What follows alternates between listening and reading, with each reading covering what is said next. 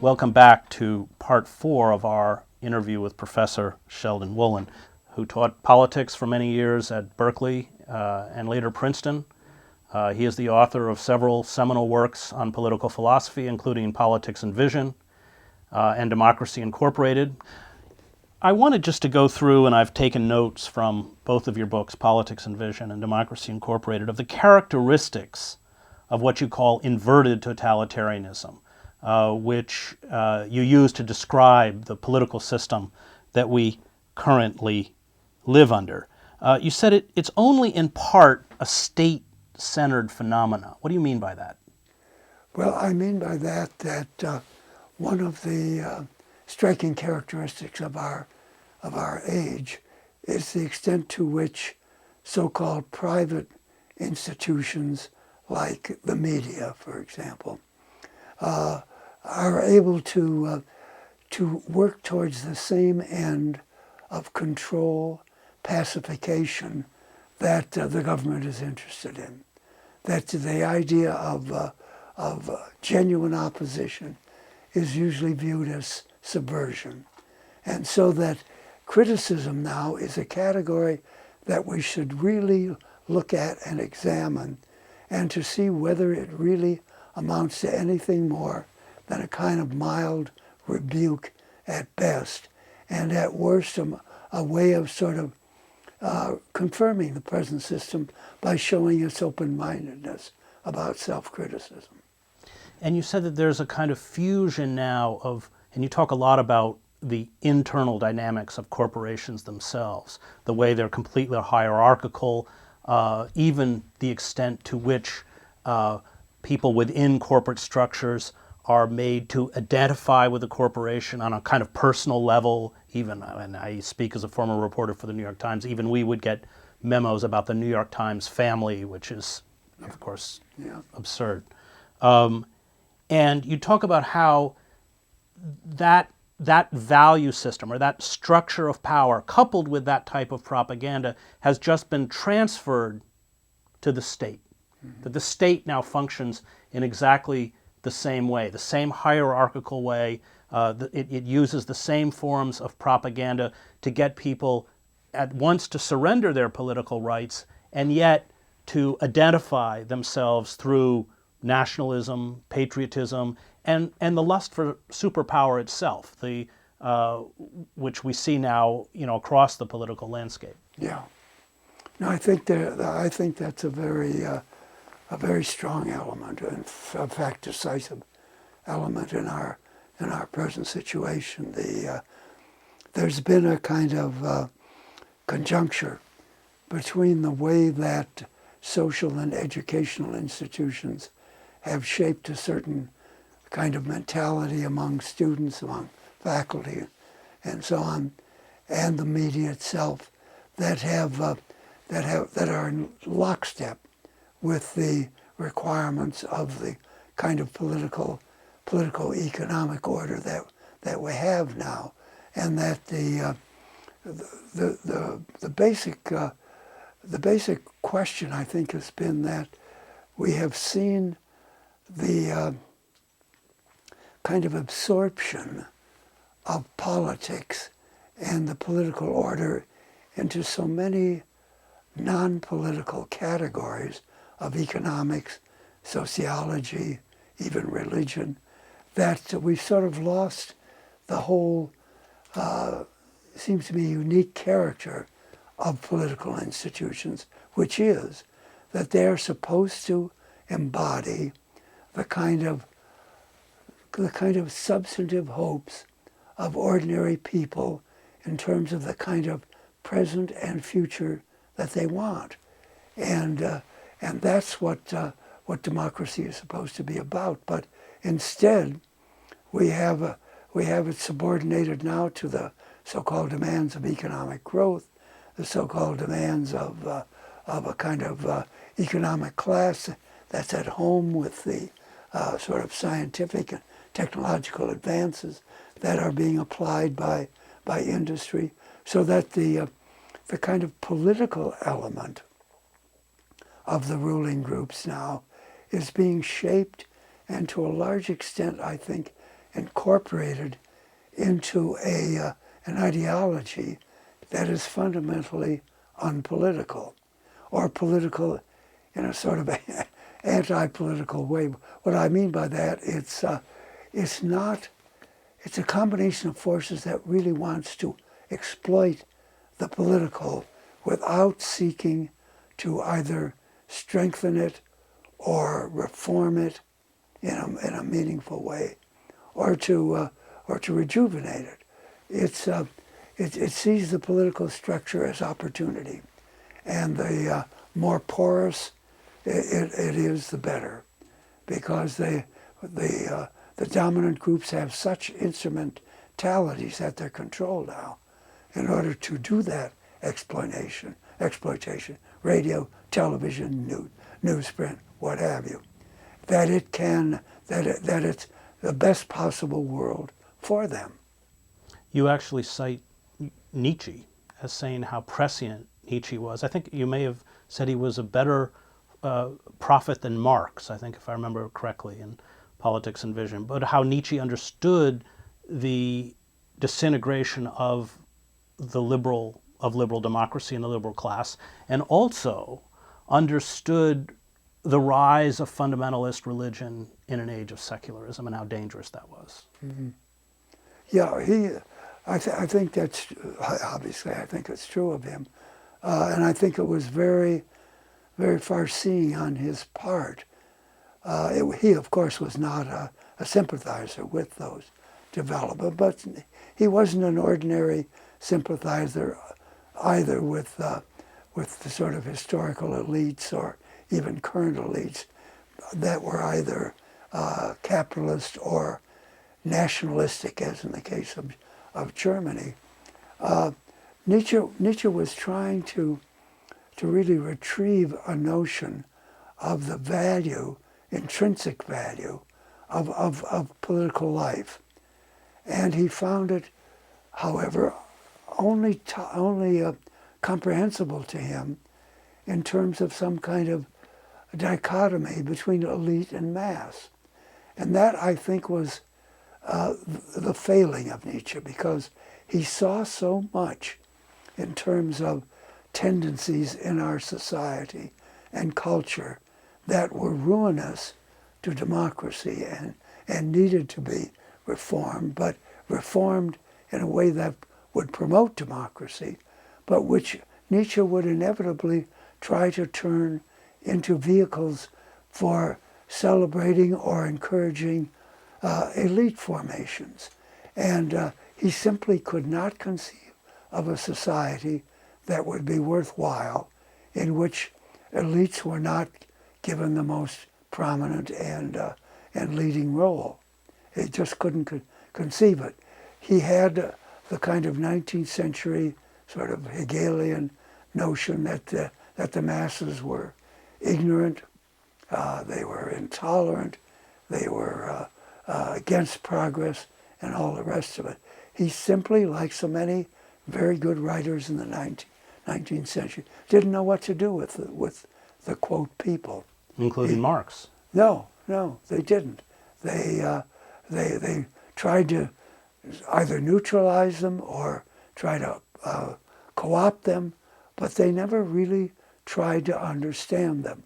I think the best political movement, I think, which did try to understand them in a significant way, strangely enough, was the American Progressive Movement, which was very much rooted in American history and American institutions, but saw quite clearly the dangers that it was getting into and the need for really significant reform that required democratic means, not elitist means for their solution, and above all, required America to really think carefully about its role in international relations, because he saw that that was a trap, that as an aggressive, dominant role in economic relations was a trap because of what it required of the population in terms of their outlook and education and culture, and what it required in the way of elites who could lead that kind of those kinds of formations.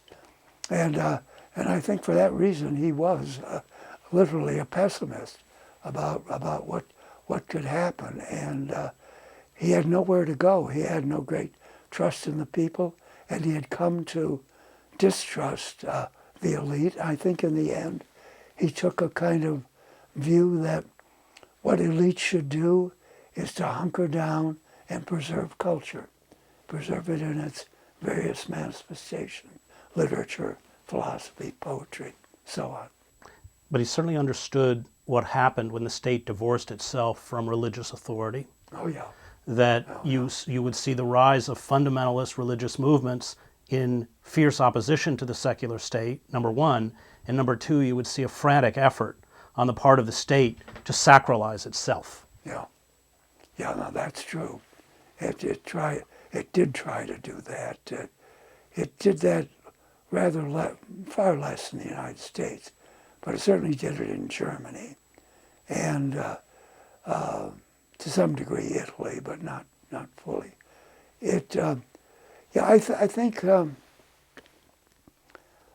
to some extent the problem that Nietzsche gets into, I think, is an overstatement of a position that assumed a kind of sustained religiosity on the part of ordinary people that I simply don't think was true. I don't mean to say that they became skeptics or they became agnostics or anything of the sort, but I do think there was a slackening and a lessening of religious commitments and a kind of marginalization of ecstasy groups. And Are you talking about the end of monarchy? no, the end of really the significant role of religion in the constitution of the modern state. Which would have been the end of monarchy, wouldn't it? It would have been the end of monarchy, except in a kind of symbolic role. Yeah, it would have been the end of monarchy. I do think that monarchy probably would always require some kind of sacral element. Certainly the remnants of it in countries for a while like Spain and Greece indicated that. But no, it did undermine monarchy. There's no question about it. Most modern tendencies have undermined it, and monarchs have mostly been showpieces and not much else. You also talk about inverted totalitarianism as not only signaling the political demobilization of the citizenry, but how it's never expressed conceptually as an ideology or objectified in public policy. What do you mean by that? Well, I mean by that it hasn't been crystallized in just those terms. That it's operational. Its operations is really a combination of elements that whose interlocking and coherence together have never been either properly appreciated or publicly debated in any sustained way. And I think that there's been a sort of creeping quality to it, that it becomes more and more significant as the requirements of a modern economy and a modern education system become more and more apparent. And that, but it's never provoked the kind of crisis that has led to fundamental re-examination. There have been critics, there have been complaints, and so on, but opposition has never really been focused in a way that presented a serious challenge. Because it's never named. It never names itself. No, you cannot use that name. I mean, it's that simple. You cannot use capitalism as in a way that's opprobrium. You said that in inverted totalitarianism, it is furthered by power holders and citizens who often seem unaware of the deeper consequences of their actions or inactions. What I find interesting about that statement is you say even the power holders don't understand their actions. Yeah, I don't think they do. I think that's I think that's apparent not only in so-called conservative political office holders, but liberal ones as well. They there's such, and I think the reason for it isn't far to seek. The demands of contemporary political decision making, that is actually having to decide things in legislation or executive action in a complex political society and economic society such as ours, in a complex political economic society such as the world is, make reflection very difficult. They make it extremely difficult, and everybody's caught up in the demands of the moment, and understandably so. It becomes again a kind of game of preservation, of keeping the ship of state afloat, but not really trying seriously to change its direction, except maybe rhetorically. No, I think the demands of the world are such now, and so dangerous, with the kind of weaponry and resources available to every crank and nut in the world, makes it extremely difficult for governments to relax a moment and think about social order and the welfare of the citizens in some kind of way that's divorced from the security potential of the society. We spoke earlier about how, because corporate forces have essentially taken over not only systems of media but systems of education, they've effectively destroyed the capacity within these institutions for critical thinking. And what they've done is educate generation, now probably a couple generations, of systems managers, people whose expertise, technical expertise, revolves around keeping the system as it's constructed viable and afloat, so that when in 2008, the global financial crisis, they immediately loot the U.S. Treasury to infuse staggering $17 trillion worth of money back into the system.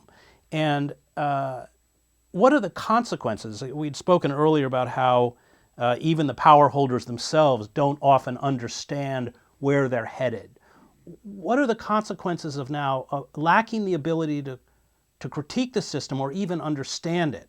What are the consequences environmentally, economically, in terms of democracy itself, of feeding and sustaining that system of corporate capitalism or inverted totalitarianism? Well, I think the only question would be what kind of time span you're talking about. I mean, I see the kind of erosion of those institutions that you mentioned as so continuous that it won't take terribly long before the substance of them is completely hollowed out, and what you will get is institutions which do no longer play the role they were intended to, either role of lawmaking in an independent way, or criticism, or responsiveness to an electorate. So that I think the consequences are with us already, and of course the turnoff on the part of the voters is just one indication of it. But the level of public discourse is certainly another.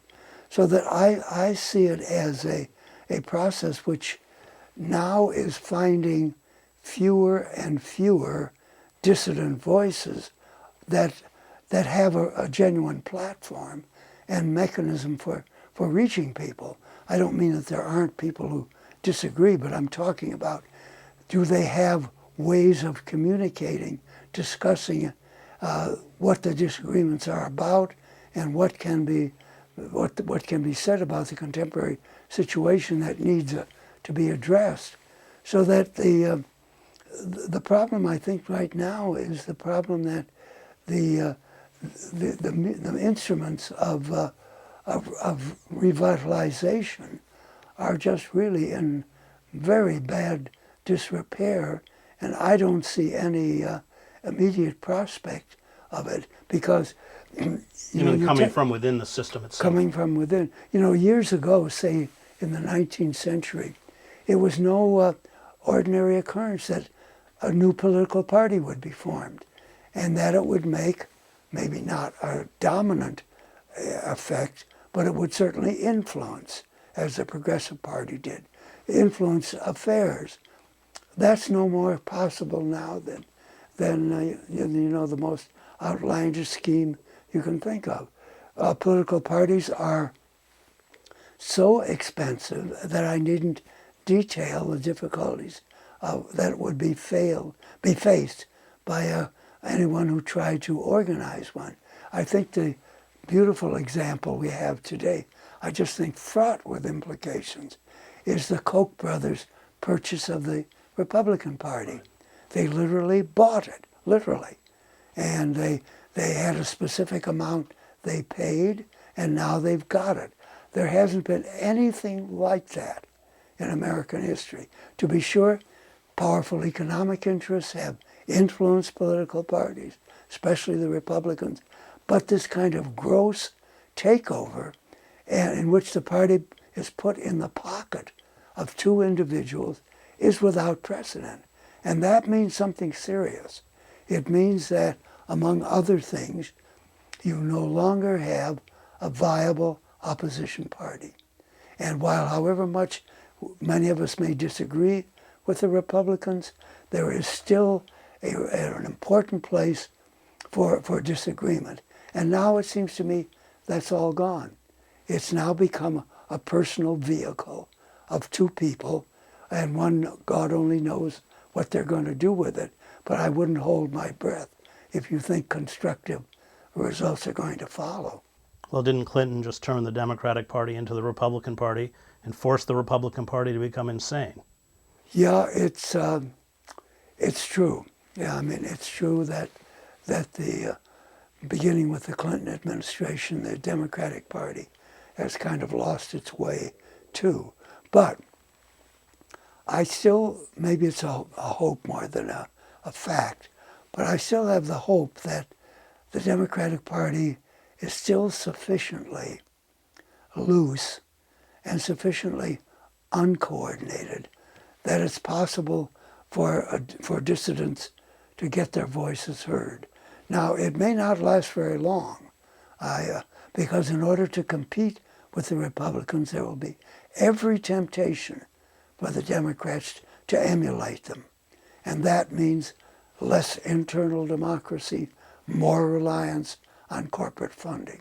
Wouldn't it be fair to say that after the nomination of George McGovern, the Democratic Party created institutional mechanisms by which no popular candidate would ever be nominated again? Oh, I think that's true. The McGovern thing was a nightmare to the party officials, and I'm sure they vowed that there would never be anything like it again possible, and of course there never has been.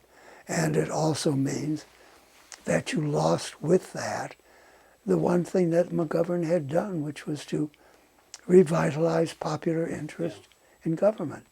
And so the Democrats not only killed McGovern, they killed what he stood for, which was more important. And you saw an echo of that in 2000 when Ralph Nader ran and engendered the same kind of grassroots enthusiasm.